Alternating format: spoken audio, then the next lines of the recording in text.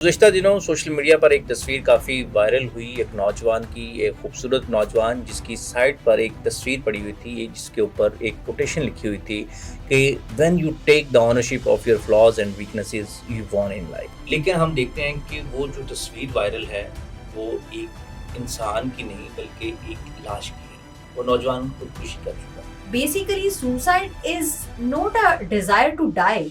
It's a desperate desire to end the unbearable pain.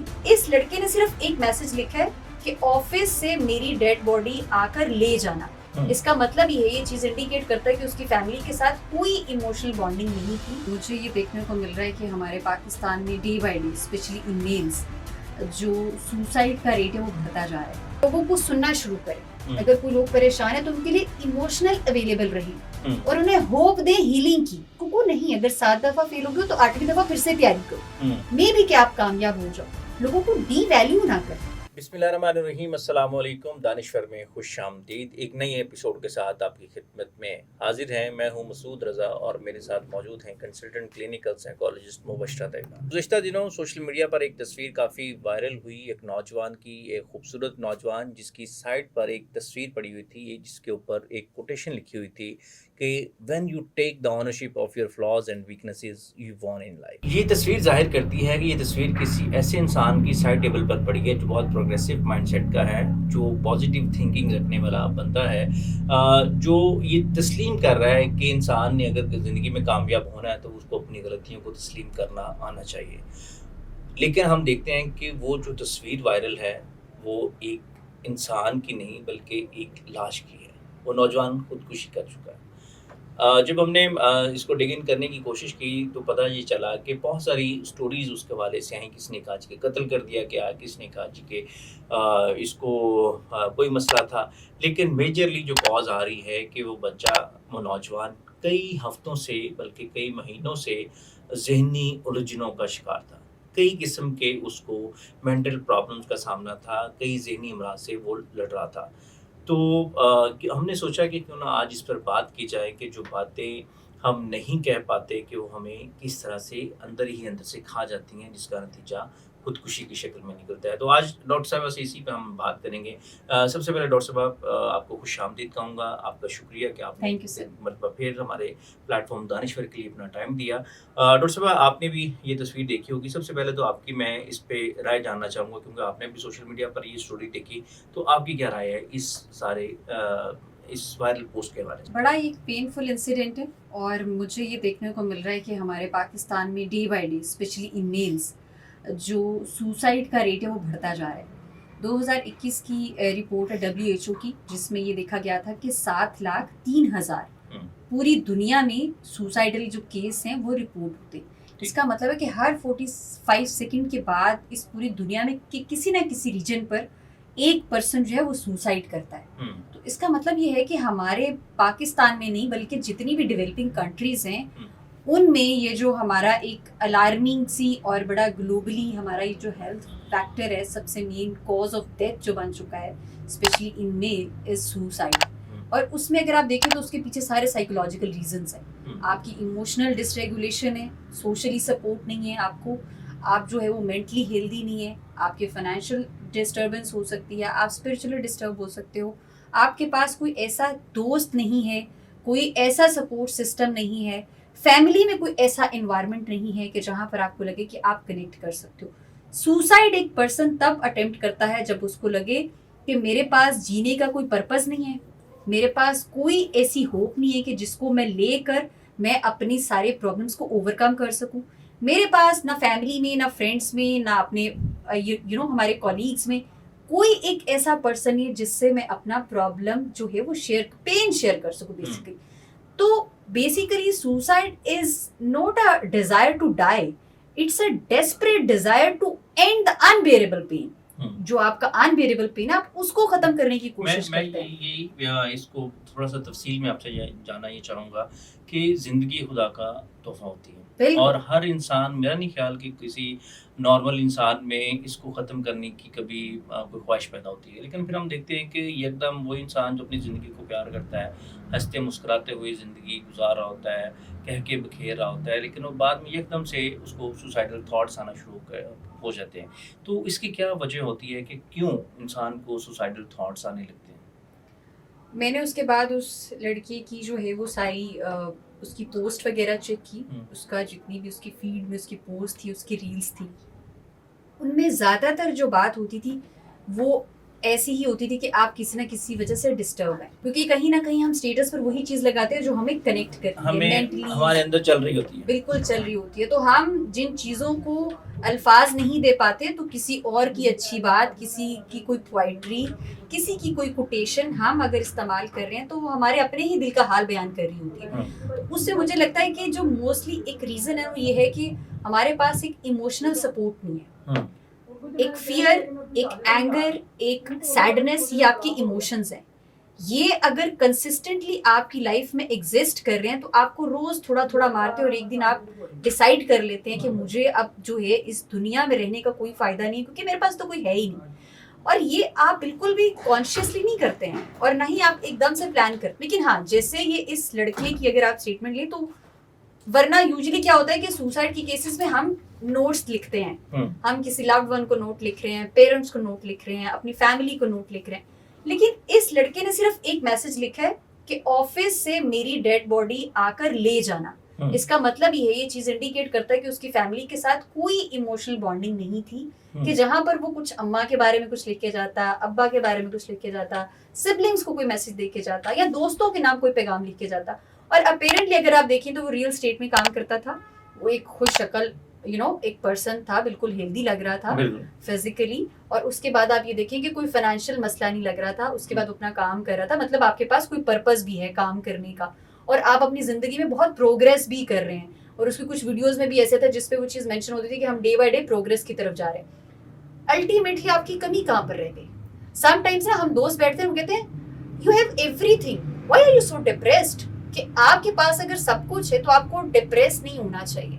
हमारा question ये होना चाहिए कि if you are not feeling well, tell me what are you going through? आपकी क्या जंग है जो आप अकेले सफर कर रहे हैं?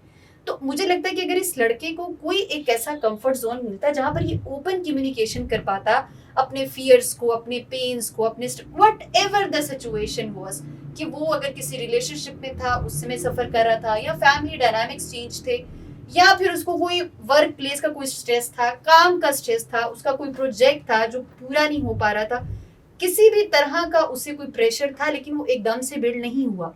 क्यों? क्योंकि वो बहुत देर से पीछे कंसिस्टेंटली परसिस्टेंटली चलता आ रहा था। तब आप आके डिसाइड करते हैं कि आपने जो है वो एक लाइन के साथ अपनी जिंदगी, खामोशी से वो चला गया। वो इतना खामोशी से गया है कि किसी को पता ही नहीं चला कि वो तन्हा अपनी जात के साथ कौन सी ऐसी जंग लड़ा था कि उसको एक दोस्त नहीं मिला जिसके साथ बैठकर डिस्कस कर सकता। वो आखिरी पैगाम ही देना, आखिरी पैगाम दी। ये बहुत आपकी हेल्पलेसनेस में स्टेज होती है कि मेरे पास कोई है ही नहीं। मेरे पास सर 5000 कॉन्टैक्ट लिस्ट है मेरी उसमें। तो अगर कोई मुझसे पूछे कि आपने किसी को अपना पेन शेयर करना है, मतलब डेली बेसिस पर हमसे पूछे क्या हाल है, तो हम एक ही लफ्ज बोलते हैं, अल्हम्दुलिल्लाह, बिल्कुल ठीक। लेकिन हम अपनी इमोशनल पेन, अल्हम्दुलिल्लाह भी जो हम कहते हैं बड़ा सुपरफिशियल सा होता है, यानी कि हम बता चुके। डॉक्टर साहब, मैं ये जानना चाहूँगा कि पहले हम देखते थे अपने, यानी कि जो हमसे पहले वाली जनरेशन है, उनकी जो दोस्तियाँ होती थी वो बचपन की जो दोस्तियाँ होती थी वो बुढ़ापे तक साथ रहती थी। लंगोटिए यार होते थे, एक दूसरे की पूरी फैमिली बैकग्राउंड का पता होता था। आगे वाली नस्ल में क्या, किसके कितने बच्चे हैं, किसकी कौन सी फुफ्फो है, किसका कौन सा ताया कहाँ रहता है, कौन क्या काम करता है, उन एक दूसरे के बारे में इंफॉर्मेशन इतनी ज़्यादा होती थी। आज के दौर में ऐसा मुमकिन क्यों नहीं है? क्योंकि हम देखते हैं कि जो हमारे दोस्त हैं, मोस्टली लोगों को ये भी नहीं पता होता कि हमारा बैकग्राउंड क्या है, हम कहाँ से आए हैं, हमारे फैमिली में कौन है। तो हमारी एक सुपरफिशियल सी रिलेशनशिप है। इसकी क्या वजह है कि वो जो एक चाशनी थे रिश्तों में, वो कहाँ चली गई है और उसकी जिम्मेदार कौन? सर, उसमें हम खुद अपने जिम्मेदार हैं, हमारे बड़े उसमें जिम्मेदार हैं, हमारी अनरियलिस्टिक एक्सपेक्टेशन जिम्मेदार है। हमें ये लगता है कि अब जो हमारी लाइफ है ना, वो इतनी सुपरफिशियल और इतनी मटेरियलिस्टिक हो चुकी है कि हम पर्टिकुलर चीजों के पीछे भाग रहे हैं। अब हमारे लिए रिश्ते जरूरी नहीं है। अब आप ये देखें कि एक रियल स्टेट वाला पर्सन है, उसके दोस्त जो हैं वो शायद उसको लगता हो कि वो वैसे दोस्त नहीं है, जेन्युइननेस नहीं है, इतनी लॉयल्टी में भी ना हो कि वहां पर वो अपना पेन शेयर कर सके। मुझे लगता है दोस्ती वो होती है कि आप खुशी में साथ हो या ना, गम में जरूर साथ हो। तो मुझे लगता है कि अगर फॉर एग्जाम्पल मेरा कोई प्रॉब्लम है और उस प्रॉब्लम को मैं अकेला बेयर कर रही हूँ और मैं उसमें से सफर भी अकेली कर रही हूँ और मेरे इर्द गिर्द के मतलब दिखाने के लिए मेरे दोस्त बहुत है लेकिन जेन्युइनली मैं उनसे कुछ शेयर नहीं कर पा रही हूँ तो अनफॉर्चुनेटली वो मेरे दोस्त नहीं है। तो हमने आजकल का जो रिलेशनशिप है वो गिव एंड टेक पर रख दिया, अनकंडीशनल नहीं है। अनकंडीशनल लव जो होता है ना, वहां पर आप ये बात आपकी आती है कि आप अच्छे हो, आप बुरे हो, आप क्राइसिस में हो, आपकी जिंदगी में खुशी है, जहां आपको मेरी एक जरूरत पड़ेगी, I am one message away. आजकल वो बात नहीं है। हम अगर किसी के साथ कोई काम करते हैं, किसी का कोई फायदा करते हैं, तो हम उससे पहले 100 दफा सोचते हैं अच्छा उसने मेरा क्या फायदा किया। हम कैलकुलेशंस में बढ़ जाते हैं कि इसके साथ अगर मैं कहीं खड़ा होता हूँ तो कल को मुझे क्या बेनिफिट हो सकता है। गिव एंड टेक, दोस्ती का म्यार ये रह गया, दोस्ती का म्यार मेरे कितने काम निकलवा देगा या मेरे कहाँ काम आ सकेगा। सर मुझे ये है कि आप बेशक किसी के बहुत बेहतरीन दोस्त ना बने लेकिन आप अच्छे इंसान जरूर बने। मुझे लगता है कि एट द एंड आप इस चीज पर आंसरेबल होंगे कि आप किसी के पेन को कम कर सकते थे, आप किसी का सहारा बन सकते थे, आप किसी को हील कर सकते थे, आप किसी को कंधा दे सकते थे रोने के लिए, आप किसी की किसी भी तरह से सपोर्ट कर सकते थे, लेकिन आपने वो हेल्प नहीं की। तो मुझे लगता है कि at the end of the judgement day you will be answerable for this कि आप हेल्प कर सकते लेकिन आपने किया नहीं। आपको लगा कि नहीं, इन रिटर्न मुझे कुछ नहीं मिलेगा, मैं तो कर दूं लेकिन मुझे कुछ नहीं मिलेगा। तो उस एक स्टेट ऑफ माइंड के साथ आप किसी की हेल्प नहीं करते।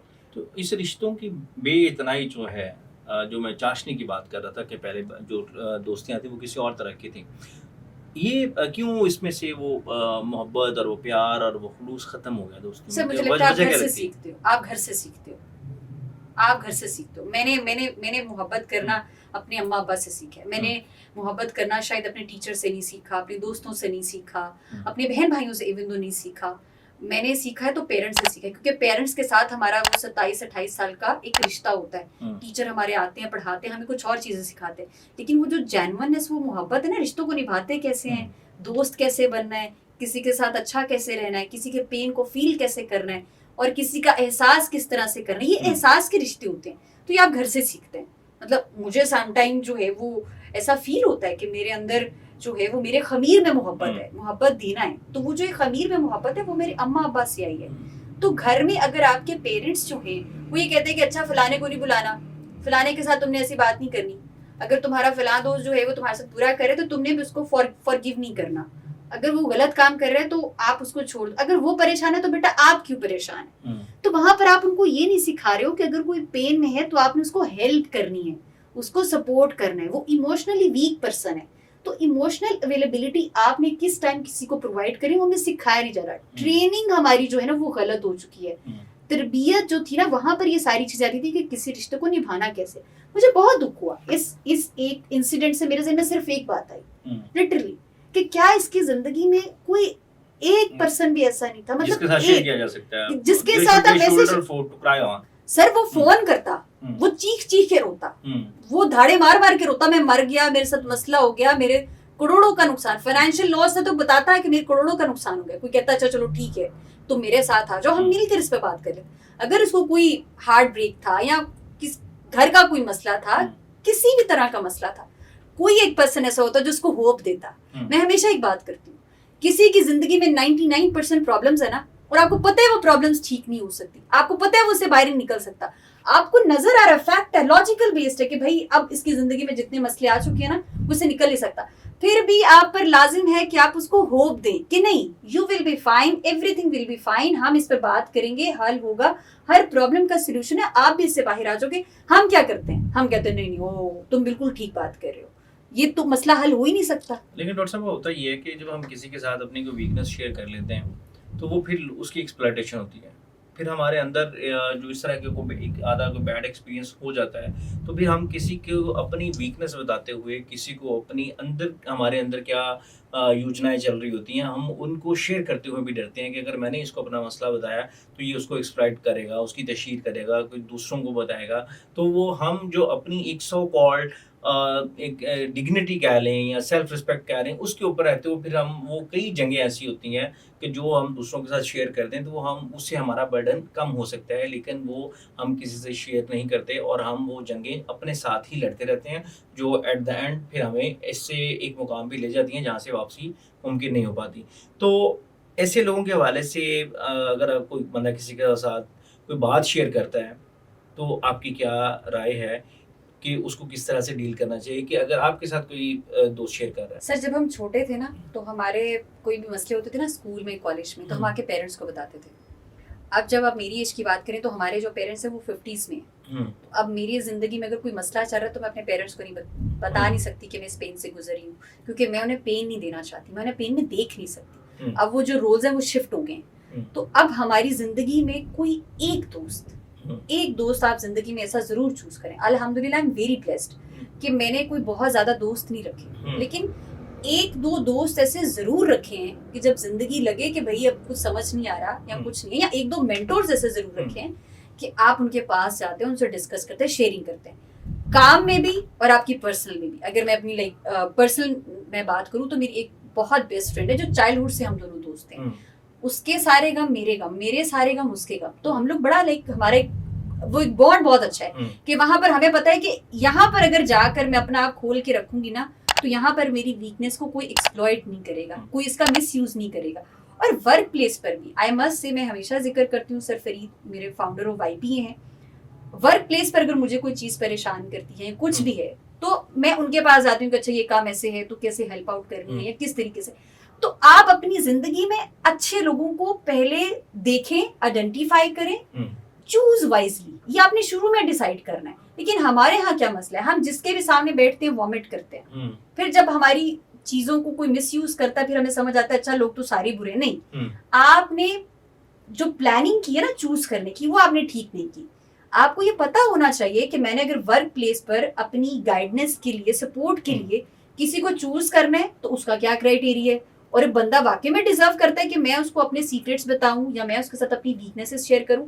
और अगर आप पर्सनल लेवल पर किसी दोस्त को चूज कर रहे हैं अपनी हर चीज बताने के लिए, तो वहां पर भी आपने ये जरूर देखना है कि सामने वाला बंदा डिजर्व करता है कि मैं उसको वीकनेस जाके बताऊं, कि मतलब मैं उससे अपनी वीकनेस शेयर कर रही हूँ और मुझे इस बात का डर है कि मिस यूज ना कर दे, एक्सप्लॉइट ना कर दे, बाद में आके मुझे जज ना करना शुरू हो जाए। ये हमारा बहुत मसला है कि अगर हम अपनी वीकनेस किसी को बता रहे हैं तो लोग आपको जज करना शुरू करते हैं। तो आजकल मैं रिक्वेस्ट करती हूँ सबसे, पेरेंट्स से, आप जिस मर्जी एज में आपसे कोई अपना मसला कोई आके शेयर करे ना, प्लीज उसको सुने, उसके पॉइंट ऑफ व्यू को अंडरस्टैंड करें, और बजाय कि उसको जज करने के उसके साथ कम्युनिकेट करें। यही मैं इसी साइड पे आना चाह रहा था कि आपको क्या लगता है कि ऐसे क्या इकदाम किए जाएं हमारी अपनी शख्सियत के हवाले से, हमारे दोस्तों के हवाले से, हमारे सिबलिंग्स के हवाले से, हमारे बहन भाइयों के हवाले से, इवन के पेरेंट्स के हवाले से।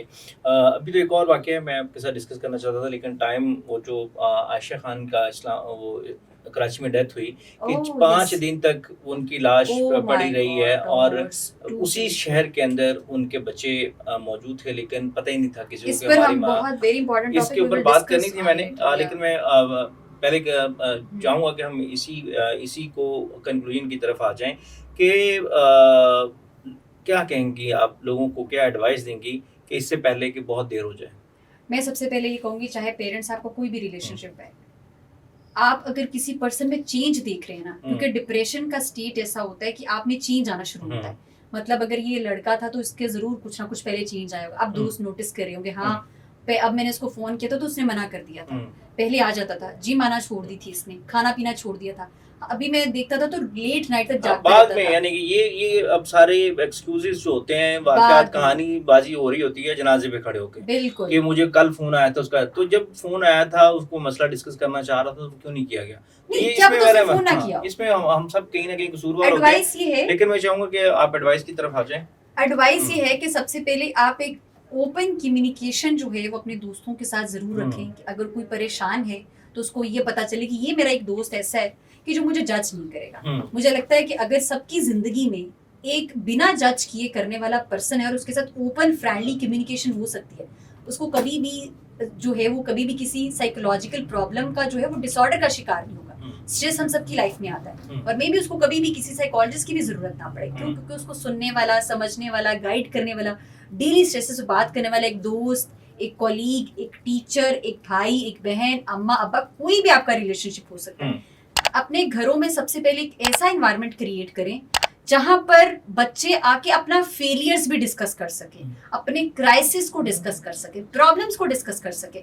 इवन दो उनकी जिंदगी में कुछ भी मसला चल रहा है, उसकी वजह से नुकसान उनको हो गया है, पेरेंट्स को भी नुकसान हो गया है, लेकिन आप एक ऐसा जोन, एक कंफर्टेबल जोन, एक ऐसा स्पेस अपने बच्चों के लिए जरूर बनाएं कि वो आके आपसे डिस्कस कर सकें। सेकेंडली, अगर आपको लगे कि आपके इर्द गिर्द कोई ऐसा पर्सन है कि जिसमें आप कोई चेंजिंग्स देख रहे हैं, उसके स्लीपिंग पैटर्न्स, मतलब वो सोशली किस तरह इंटरेक्ट कर रहे हैं, वो बाइट आ जा नहीं रहा, किसी से मिल नहीं रहा, खा पी नहीं रहा, ज्यादा वो कोई हमेशा नेगेटिविटी की बात करता है, होप की उसके अंदर बिल्कुल बात नहीं है, तो आप उसको हमेशा कहें कि अच्छा अगर कोई डेली स्ट्रेस भी है ना, तो एक दफा प्रोफेशनल हेल्प सीख करो, किसी न किसी थेरेपिस्ट को जरूर कंसल्ट करो। क्योंकि सर मेरे पास बहुत जो है ना वो सुसाइडल केस आते हैं। अगर मुझे अब वो सुसाइडल केस अगर मेरे पास ना आते तो मे बी वो भी सुसाइड कमिट कर लेते। तो प्रोफेशनल हेल्प सीख करना इज वेरी इंपॉर्टेंट। हमारे यहाँ पर बहुत टेबू समझा जाता है कि नहीं, मेंटल हेल्थ इश्यूज जो हैं वो बस ऐसे ही हम खुद ही ठीक कर लेंगे। मैंने बहुत ज्यादा इन्फ्लुएंसर को, यूट्यूबर्स को यूट्यूब पर ये बोलते हुए सुना है कि मेंटल हेल्थ इश्यूज कुछ भी नहीं होता, आपको खुद से डील करने चाहिए। कुछ ऐसे आपकी लाइफ में प्रॉब्लम्स होते हैं जो आप खुद से डील नहीं कर सकते, आपको पता चल रहा है कि आप खुद से डील नहीं कर सकते, तो आप उन लोगों को रेफर करें कि नहीं मैं आपको गाइड कर सकता हूँ, ये फलां कंसल्टेंट है, इसके पास जाओ, ये जैसे आपकी बीमारियों का इलाज होता है इसी तरह आपके डिप्रेशन का, एंजाइटी का, किसी भी तरह की आपकी प्रॉब्लम आपको हेल्प करेंगे। तो ये बहुत जरूरी है, लोगों को सुनना शुरू करें। अगर कोई लोग परेशान है तो उनके लिए इमोशनल अवेलेबल रहें और उन्हें होप दें हीलिंग की। उन्हें ये ना कहे कि नहीं आपने पहले भी आप फेल हो गए थे, दोबारा से फेल हो गए थे, 7 दफा फेल हो गए, उसको को नहीं, अगर 7 दफा फेल हो गए तो 8वीं दफा फिर से तैयारी करो, मे बी कि आप कामयाब हो जाओ। लोगों को डी वैल्यू ना करें, उनको बताएं कि वो कितने जो है एक अल्लाह ताला ने अशरफ मखलूकात के अंदर कितनी कैपेसिटी रखी है किसी को स्ट्रेस को बेयर करने के लिए। लाइफ इज वेरी अनप्रिडिक्टेबल, अच्छे दिन भी आएंगे, बुरे दिन भी आएंगे, तो बुरे दिनों में आपने किस तरह से स्ट्रेस को मैनेज करना है ये बहुत जरूरी है। खुद को मैनेज करना नहीं आ रहा तो आप प्रोफेशनल हेल्प सीख करें। बहुत शुक्रिया मुबशरा आपका, आपने अपना कीमती टाइम हमें दिया। और नाज़रीन, बात वही पे आ जाती है कि बात कीजिए, सुनने के लिए कंधा दीजिए, इससे पहले कि बहुत देर हो जाए और बाद में आप ये बताते रहें कि वो मेरे से बात करना चाहता था, वो ये करना चाहता था, उसमें ये बदलाव था।